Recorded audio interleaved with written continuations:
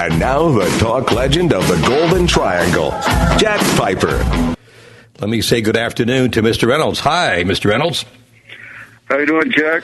Great to be on your show. Well, it's nice to have you here this afternoon, sir, at a time when, in my lifetime, I've gone through a couple of recessions, slowdowns, back in 58, and then in the early 1980s.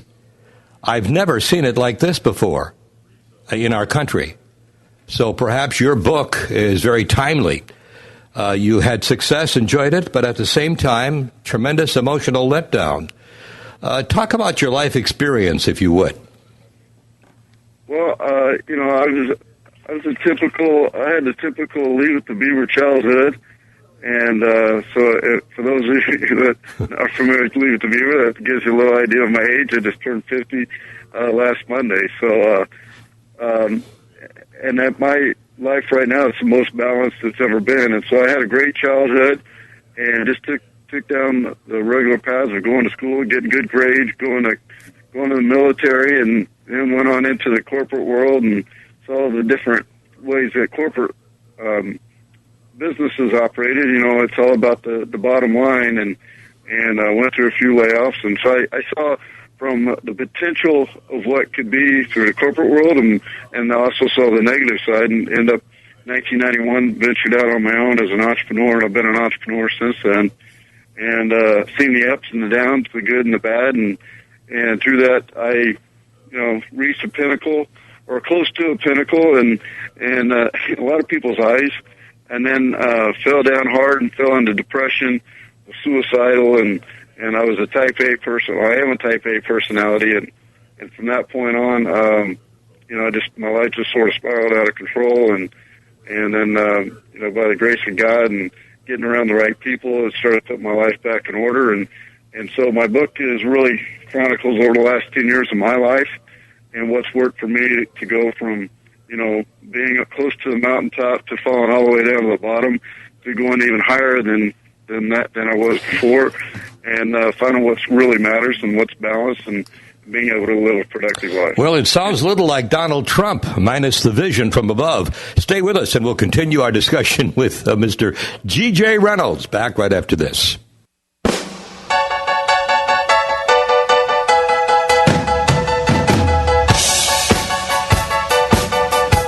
Good afternoon once again. Welcome back to the afternoon call-in show for a Tuesday. Jack Piper with you on KSET. Our temperature is 82 degrees, and we're hopeful of more shower activity tonight or tomorrow because we do need the rain. Our guest by long-distance phone, author G.J. Reynolds, known as Mr. G or G, a passionate entrepreneur, business developer, trainer, public speaker, and author who thrives on teaching people on how to improve their lives. His book, again, is Playful and Powerful WARRIOR Within You. Wow. Have we lost the American dream, Mr. Reynolds? Well, I think most people that I encounter still have their dream. The challenge is that most people are unsure of how to go about getting their dreams. And the longer they go without knowing how, the more they lose sight of their goals, dreams, and aspirations. So the key is, keeping it in sight and staying focused on what their goals, dreams, and aspirations are. And most people have to get a little more creative in today's economic conditions. I think you're absolutely right. These are very tough times. And it's not the America of old. The jobs aren't out there. We used to think that it wasn't a right, but we used to expect to be able to get a job in America, even if you didn't go to college. If you graduated from high school, and that was the previous threshold 30, 40 years ago. Now, of course, college is not a necessity, but it certainly helps. But the jobs aren't out there. They've gone overseas. We're shipping them left and right. And so I guess it's a whole new mantra in this country today. And I don't know how we really fight that. When they began doing this years ago, they said, well, America can be competitive. And I said, I don't care how productive America is, we can't compete with $2 an hour wages. And that's exactly what's happened. And we still can't compete with $2 an hour. Until that playing field is level, we're going to continue to be in the situation we're in. And that, of course, leads me to the question, what do you have to do to make sure that in this heavily competitive field of work that you're able to succeed? Does it go beyond education? Well, I've been on a couple of radio shows recently talking about economic conditions, and I believe in order for us to get back to where we once were, is to go back to what got us to where we were at the pinnacle, and that's back to grassroots business.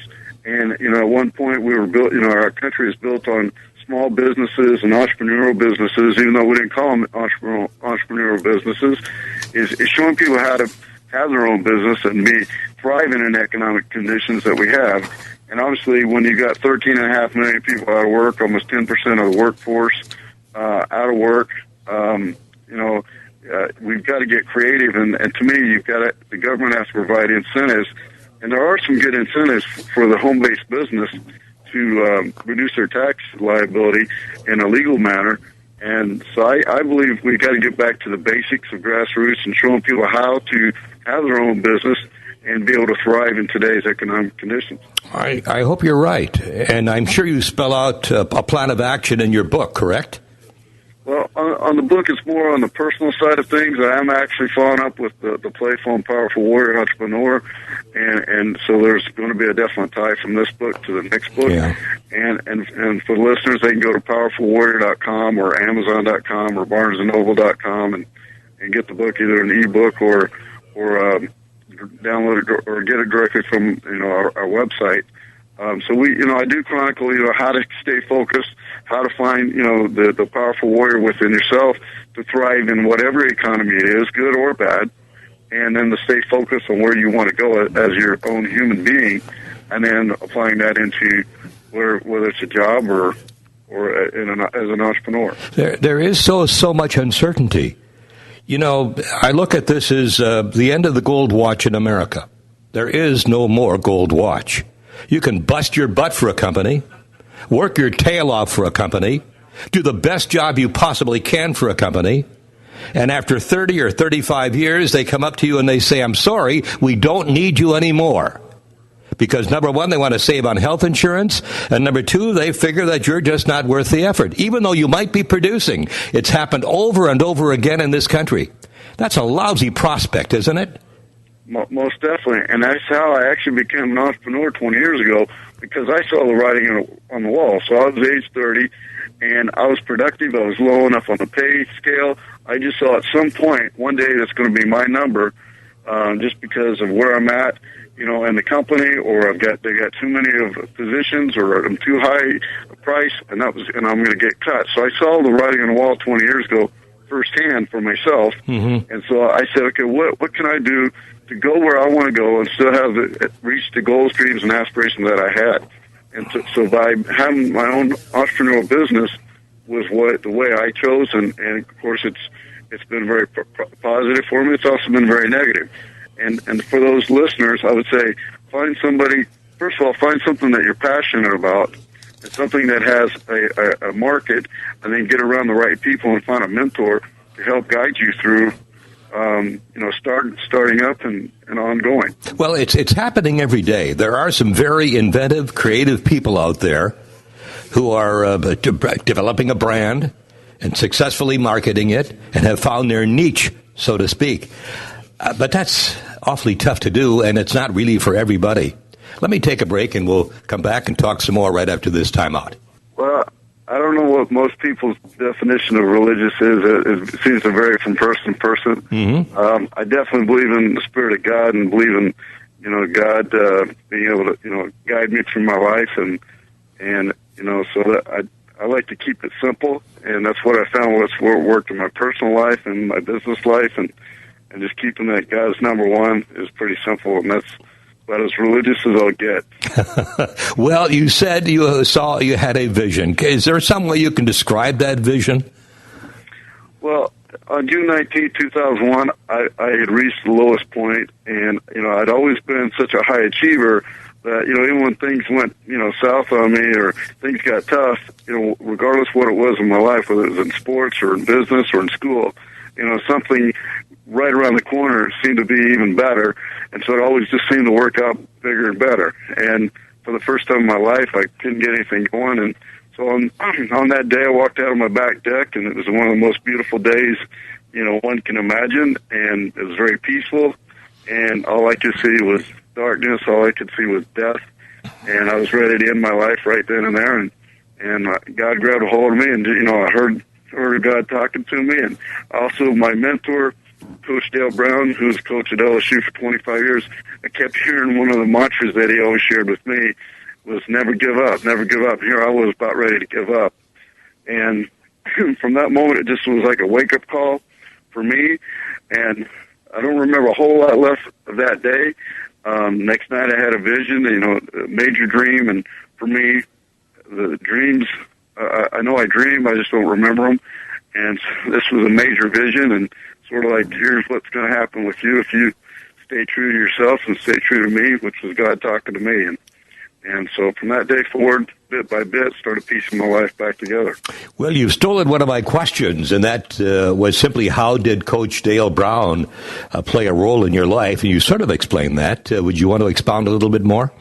Well, Coach Dale Brown came to Baton Rouge. I grew up in Baton Rouge, Louisiana as a kid, and he came to a football town, and of course it's still a football town, and he came preaching about basketball, and he came preaching about life and how the two, applying both basketball and life skills, you could have a productive life. And I was a young 11-year-old kid that was impressionable and loved basketball, and so I met him at a basketball camp and got to meet him there. Yeah. And then my dad was involved with the LSU university, and got to know the coaching staff, and from that point on, developed a friendship that's lasted for almost 40 years. Mr. Reynolds, how important is it in your mind that you surround yourself with positive people or people that you enjoy being with? Well, I think it's one of the most important choices one can make. And reason being, and I'll give you an example. We all know when we're around the right people for us. We also know when we're around the wrong people for us. It doesn't mean we're not going to do something wrong or do something we shouldn't do. However, we really know in our spirit and in our gut when we're around the right people for ourselves. And sometimes the wrong people for us, sometimes are the closest people. It could be friends and family. And what I mean by that is they're not necessarily promoting what's best for you. And you know what's best for you, and only you know what's best for you. And so what I found works for me is surrounding myself with people that definitely believe in me, even when things haven't gone as planned. And when I was down 10 years ago, I was fortunate I had some people that believed in me, circled the wagon, so to speak, around me, loved me, knew that, I had the ability to achieve and get back to the person I was and could be at that time. And so I recommend anybody get around the right people for themselves, and simply people that believe in you, care about you, regardless about what you have, what you do, and where you're at. Number of folks are finding themselves out of work at age 40 or 45. Is that too late to start again? Well, for me, I was 40 when I hit rock bottom, and it wasn't because I hit midlife crisis. It was just a series of circumstances that happened to be quote, midlife. Mm-hmm. And I just turned 50 last Monday, so a week ago, and I feel the best I've ever felt. Today we have health products that can help you feel better, operate better, be more proactive. We've got more information available so we can, apply those different things in our lives. And so I say today, when someone hits in their 40s, they're just coming into their own. Hey. I believe with where we're at as a country, we got a lot of baby boomers. I believe in a lot of cases the best is yet to come. We're going to have to, get back to the basics, though. Well, you're a positive guy, and I appreciate your thought. The book, again, is The Playful and Powerful Warrior Within You. Thanks so much for being with us today, Mr. Reynolds. Well, thanks a lot, Jack, and go to powerfulwarrior.com and go get the book, and I look forward to being on your show in the future. We will have you on again, sir. Thank you for your time.